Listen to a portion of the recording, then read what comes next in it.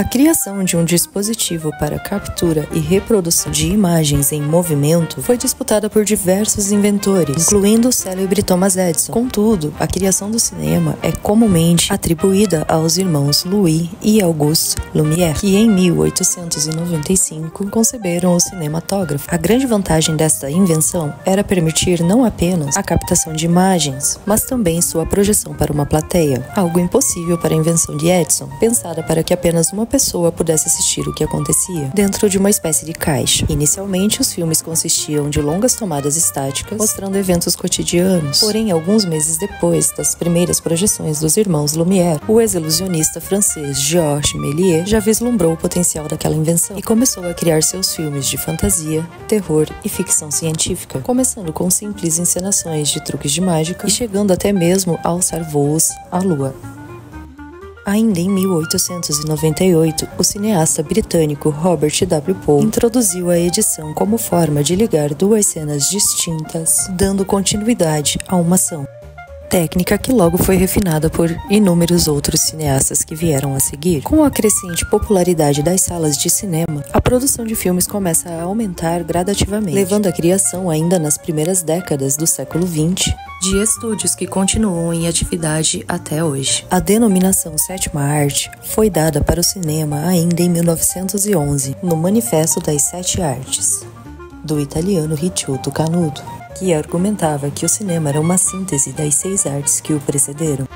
Durante as primeiras décadas, o cinema era essencialmente mudo, onde as falas de um filme eram apenas intertítulos sobrepostos às cenas, até que em 1927, a Warner Bros. Lança o primeiro longa-metragem, O Cantor de Jazz. Já a cor no cinema pode ser encontrada ainda na década de 1890, em filmes curtos. Porém, as técnicas da época para a inserção de cor chegavam a envolver a pintura à mão de cada quadro dos filmes, o que tornava a cor algo caro e inviável, visto que os filmes começavam a ficar cada vez mais longos. Foi apenas a partir da década de 1930 que se encontraram métodos eficientes para a captura e reprodução de filmes em cores. Já no Brasil, o cinema chega em meados de 1896. Porém, devido aos valores caríssimos dos ingressos, apenas a elite brasileira teve acesso. O cinema chega em terras paranaenses na cidade de Curitiba, em 25 de agosto de 1897, no antigo Teatro Hauer, com as primeiras exibições rudimentares cinematográficas pré-Lumière. Já com o cinematógrafo, a primeira exibição foi em 9 de outubro de 1897, no mesmo espaço, pela companhia Variedades de Teatro Lucinda. Mas espera, vocês devem estar se perguntando, o que Beltrão tem a ver com isso? Vamos relembrar que o nosso povoado começa a se formar aqui, no coração do Sudoeste, em meados de 1940, com nossa primeira colônia agrícola formada no dia 12 de maio de 1947. E em 14 de novembro de 1951, transformava o distrito de Francisco Beltrão em município. Ainda em 1949, Arthur Nack chega a Vila Marrecas para instalar uma máquina de sorvetes no Bar Azul, de Teodoro Zanata. E a partir de 1951, juntamente com a criação do município de Francisco Beltrão, Arthur deu início aos trabalhos do Cine Aurora, com um projetor portátil e projeções em 16mm em vários locais. Para Arthur, tudo virava cinema, uma casa, uma sala de aula e até mesmo um prédio familiar. E finalmente, em 1960, na rua Tenente Camargo, surge o Cine Teatro Cacique, em sociedade com Teodoro Zanata, Walter Pequá e José Ventura. O Cine Teatro Cacique foi ponto de encontro da população beltronense, palco de grandes reuniões, local de encontro de namorados e recebeu até artistas de fama nacional como Paulo Sérgio e José Mendes. Mas principalmente era o local onde as crianças se divertiam, não é mesmo, seu Gambim? Desde criança, não. Vou contar hoje para Dona Hilda, veja aí que eu entrava sem pagar. Ah, meu Deus, pai, eles vão vir cobrar todas as entradas atrasadas. Dona Hilda, desculpa, né? Eu entrava de ratão no cinema, sabe? Sem pagar. Na realidade, na época não existia energia elétrica. O cinema era tocado com motor. E na hora que às vezes o motor falhava um pouquinho, o seu falecido Arthur, ele ia averiguar o motor lá. Quando ele ia olhar o motor, nós entrávamos no cinema. Eu tinha desde os 10 anos, 10, 12 anos. Eu fazia toda essa proeza, né? Tudo aproveitava a embalagem. Mas eu acho que o senhor Arthur sabia. Ele deixava. Ele sabia, eu acho que ele ficava quieto, mas ele sabia. O meu nome é Ângelo Gambim, eu sou natural de Passo Fundo, Rio Grande do Sul. Eu vim para Beltrão com 5 anos de idade. 5 anos de idade, eu vim na época de 48 e estou até hoje aqui em Beltrão.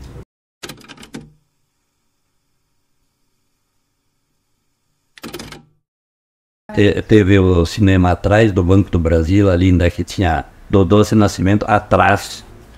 Teve ali uma época, ele teve aí.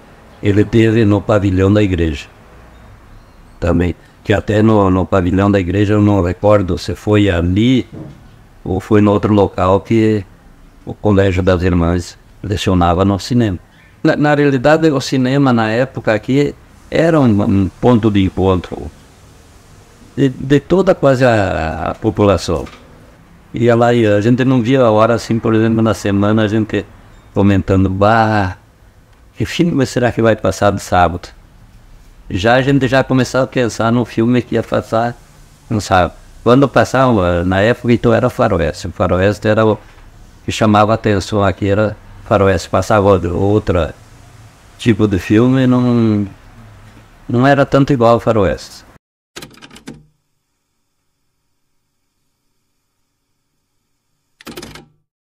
Este filme foi a inauguração do Cine Teatro Cacique. Sério, debatia. Comecei a trabalhar no cinema em 70, e até 94. Do bairro de Maria-Ajuda. Trabalhei 8 anos no cinema, no Cine Cacique. Tive carteira assinada com a empresa da Arco-Íris. E depois, quando foi embora para São Paulo, aí eu parei de trabalhar. Eu não estaria até hoje no cinema.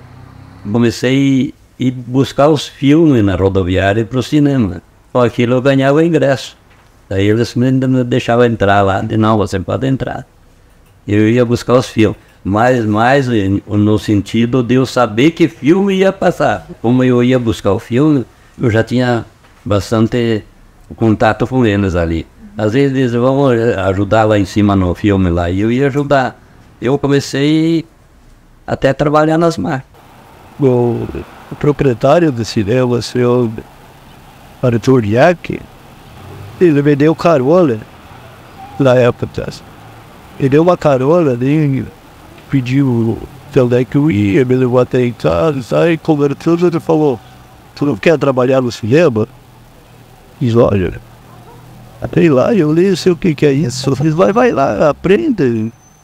Vai lá, falei, vai à noite lá, conversando lá e aí combinamos. Se tu gostar, pode ficar trabalhando. Pode ficar trabalhando, né? Aí eu como pensei, vamos lá dar uma olhada. E nós vim ali, conversando. Eu fico aprendendo ali a hora que tu aprender, o seu vai sair. Diga assim, comecei a trabalhar lá no Cine Cacique. Até comecei com o Flor Hélio, que me encaminhou também, fui com ele, né? Daí eu trabalhei com o seu Isídios, a Nata e o seu Arthur.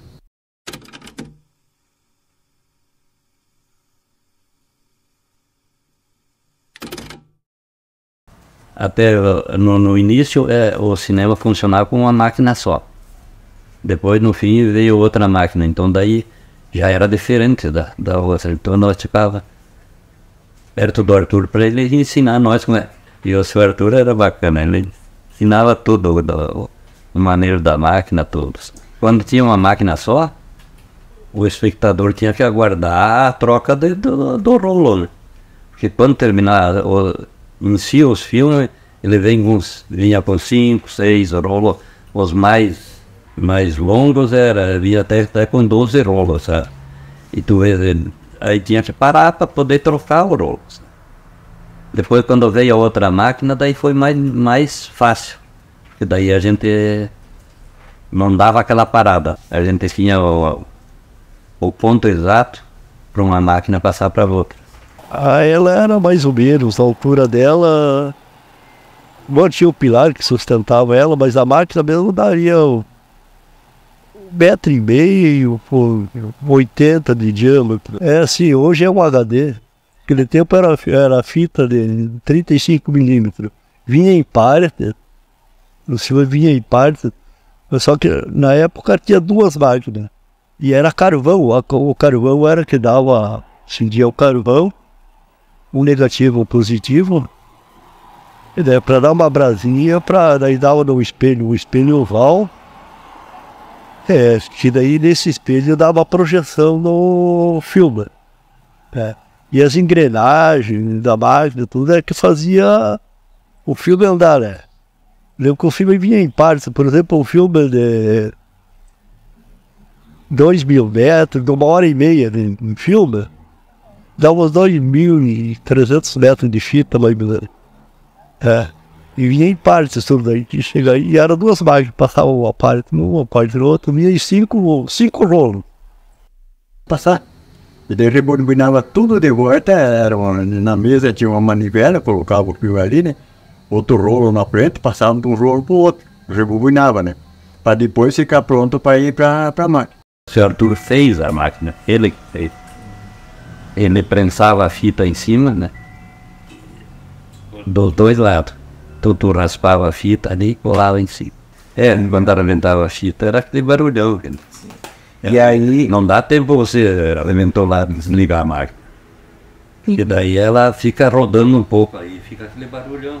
E que daí na época era duas máquinas, passava um rolo lá, todos. E era interessante porque tinha, no final de mudar, dava um sinal. Um sinal que até hoje eu vejo na televisão os filmes antigos que rodam, dá um sinal X ou umas bolinhas. Daí a gente já sabia que a parte que era para podia entrar na outra máquina. Então ligava uma máquina, a outra desligava automaticamente. Aí mais tarde fizeram só uma máquina. Aí nós tínhamos que fazer o filme em parte, nós tínhamos que fazer um rolão. Colocar todo, emendar todo ele num rolo só. Só mudou o sistema. Daí ficou só com uma máquina, e daí já não era mais carvão. Era uma lâmpadazinha japonesa. A gente ficava muito ligado no filme e esquecia do carvão. Da projeção dela, ela tinha 3 tipos de projeção, sabe? Que nós chamava era a comum, a panorâmica e a scope. Então, a scope, o que era? A scope ela pegava toda a tela. A panorâmica já era um pouquinho menor. A comum então pegava só meia tela. Cada panorâmica tinha uma lente, a scope outra e a comum outra. E a scope era uma lente.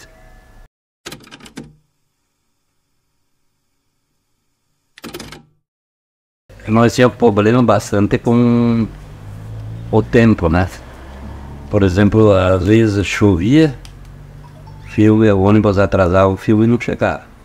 Então daí tinha que suspender a sessão. Aí não passava.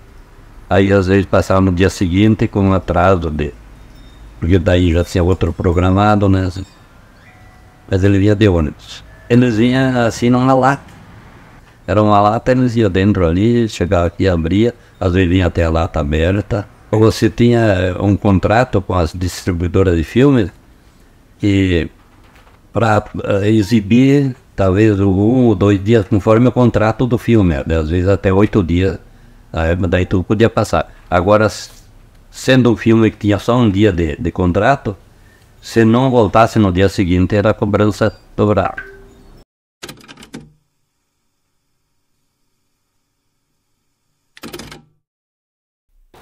O filme tinha passado. Porque na época já é assim, o filme podia só passar na televisão ou o videocassete, que na época alugava os filmes, só depois de 2 anos que tinham lançado o filme. Daí tinha que passar no Brasil todos os filmes, para depois vir para o videocassete e para televisão. O nacional era obrigado, você era obrigado a exibir.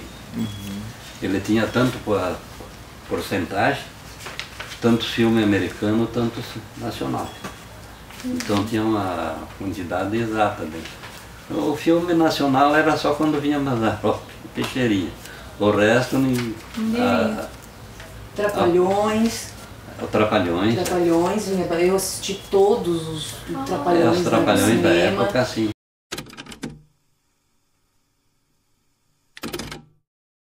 Era anunciado o filme no jornal, na rádio, e o cinegrama. E que o cinegrama também não circulou toda a época do cinema. O cinegrama, ele na realidade, ele é uma espécie de jornal. Ele saía aos sábados, informando os filmes da semana. Ele anunciava, por exemplo, o Moqueiro. Ele teve épocas. A rádio era o maior meio de comunicação, todo mundo ouvia rádio na época. Então a gente ouvia rádio cada meia hora, o Cine Cacique, que hoje vai passar o tal filme, era. E daí nós fechamos o cinema, o Arthur, que era o chefe, fechamos o cinema e fomos para casa voltar. No dia seguinte eu passo aí, que eu vi a polícia tudo ali, daí que eu fui saber que tinha caído uma criança lá de cima. Essa criança, ela caiu devido à construção que tinha na frente, e estava em construção. Então, ele, para assistir o filme, que nem nós de criança, ele subiu pela construção e foi em cima das máquinas. Ali, depois apagou a luz, quando nós saímos, tudo apagou a luz, ele foi sair e errou o pé da tábua, que era uma tábua onde ele passava. Ele errou o pé e caiu.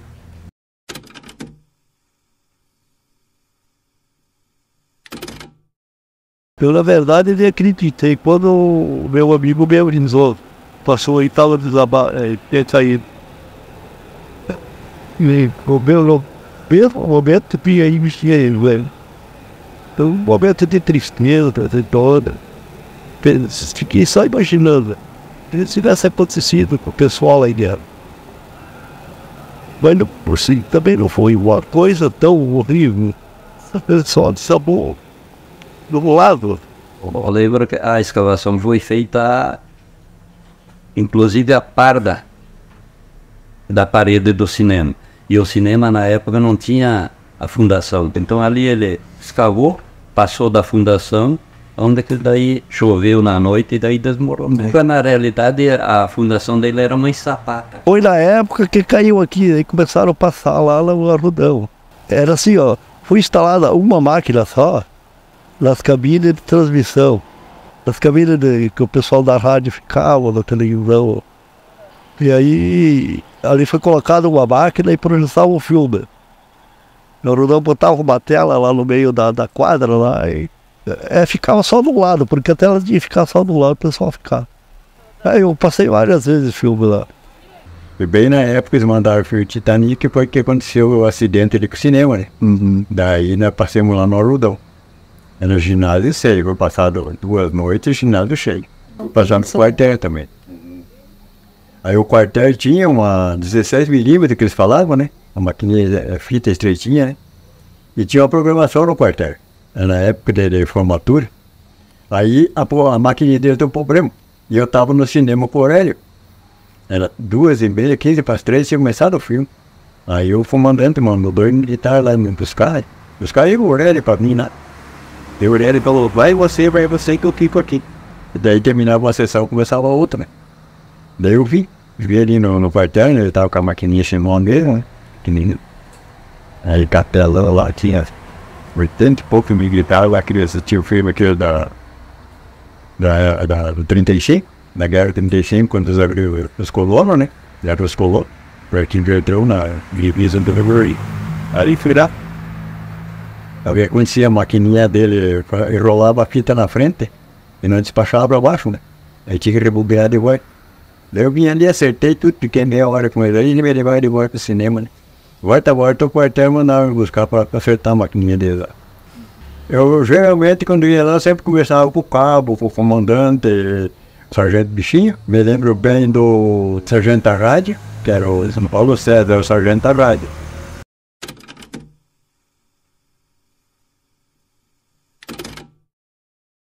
Olha, para mim, o Arthur Nack, ele foi quase que um pai para mim, sabe?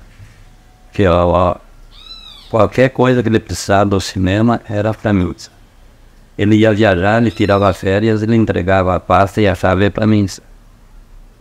Então daí, para mim, ele foi quase que um pai.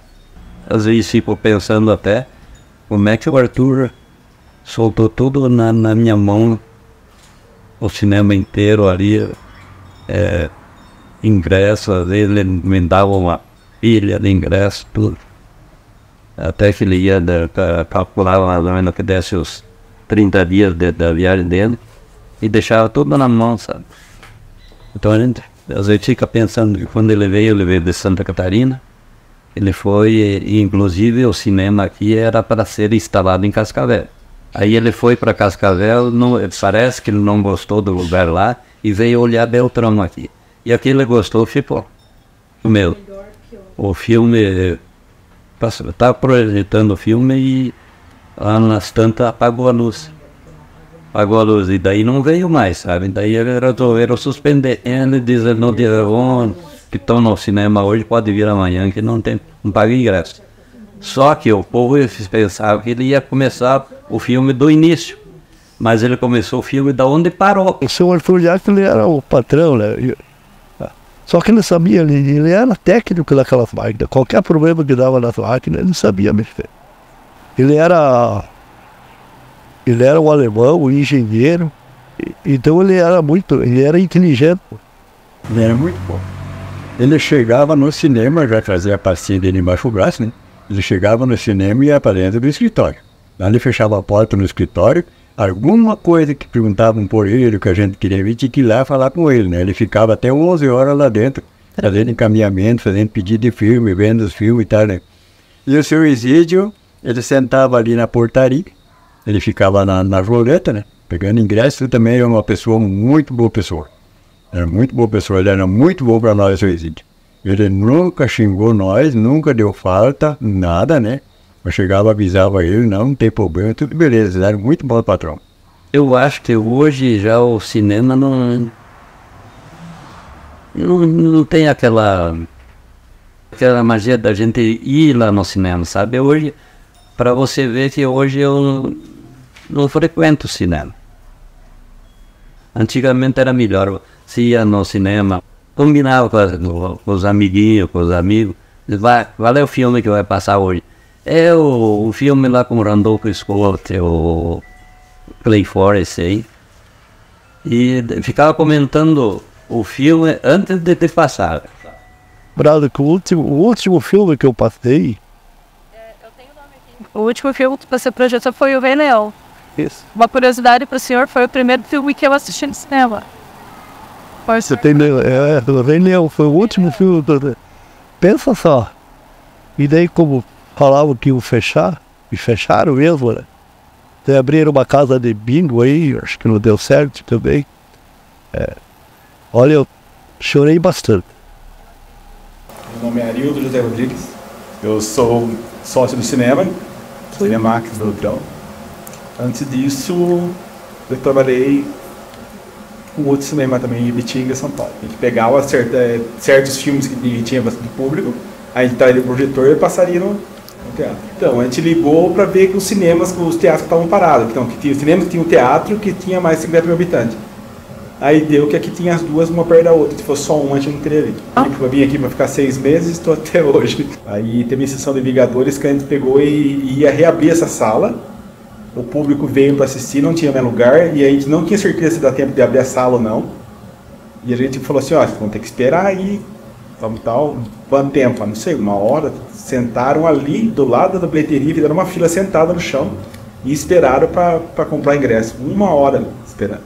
Então, foi Vingadores, Homem-Aranha, deu bastante também, Rei Leão. E esses dias atrás, o Divertidamente 2.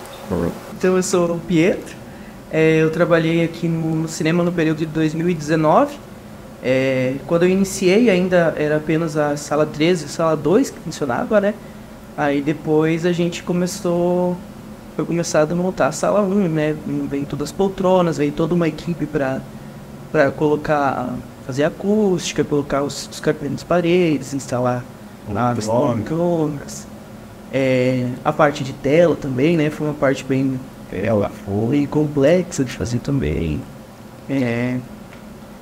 E era uma sensação muito boa de trabalhar no cinema, porque a gente que gosta de cinema, estar nesse meio é sempre muito bom, né? Então a gente estava sempre acompanhando o filme, acompanhando o lançamento, já sabia o que ia vir, por exemplo, semana que vem vai vir tal coisa, daqui 15 dias vem tal filme. Então a gente mesmo já ficava nessa expectativa de ver os filmes, né? Era muito bom, muito gratificante trabalhar.